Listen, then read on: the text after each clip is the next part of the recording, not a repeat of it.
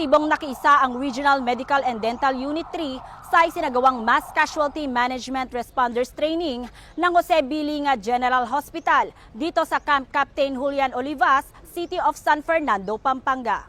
Ang naturang aktibidad ay sa inisyatibo ng Jose Bilinga General Hospital sa pamumuno ni Dr. Hena Papio, Disaster Risk Reduction Management and Health Manager, kasama ang RMDU-3 sa pangunguna ni Police Colonel Jonar J. de Guzman, katuwang ang mga kawani ng Bureau of Fire Protection at Department of Health. Nagsilbing simulation exercise ang aktibidad kung saan ipinakita ang aktwal na senaryo ng isang mass casualty incident.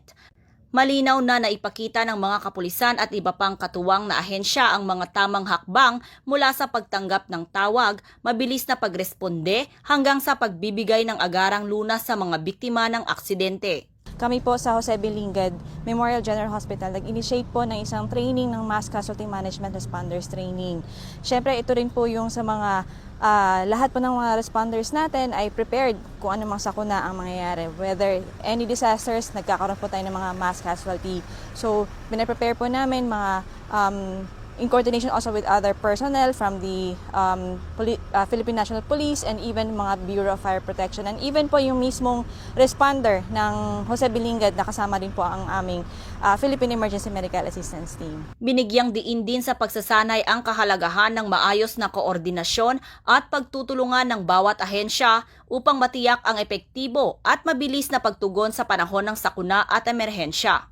Kami din po ay nagpapasalamat na rin po sa mga lahat na kino-ordinate namin ng mga agencies, the PNP, the DOH, the BFP po, and also our hospital, the JBL MGH po. Layunin ng pagsasanay na palakasin ang kahandaan at kakayahan ng mga responders sa pagtugon sa mga sitwasyong may kinalaman sa malawakang insidente upang masiguro ang kaligtasan at mabilis na pagresponde sa oras ng pangangailangan. Tinitiyak ni Police Brigadier General Ponce Rogelio I. Peñones Jr., Regional Director ng Police Regional Office 3, ang patuloy na pagsuporta at pakikipagtulungan ng kapulisan sa iba't ibang ahensya upang higit pang mapalakas ang kahandaan at koordinasyon sa pagtugon ng anumang uri ng insidente sa rehiyon. Mula dito sa City of San Fernando, Pampanga, ako ang inyong PNN correspondent, Patrolwoman Pearl Cristalina Vier, alagad ng batas, tagataguyod ng Balitang Pulis.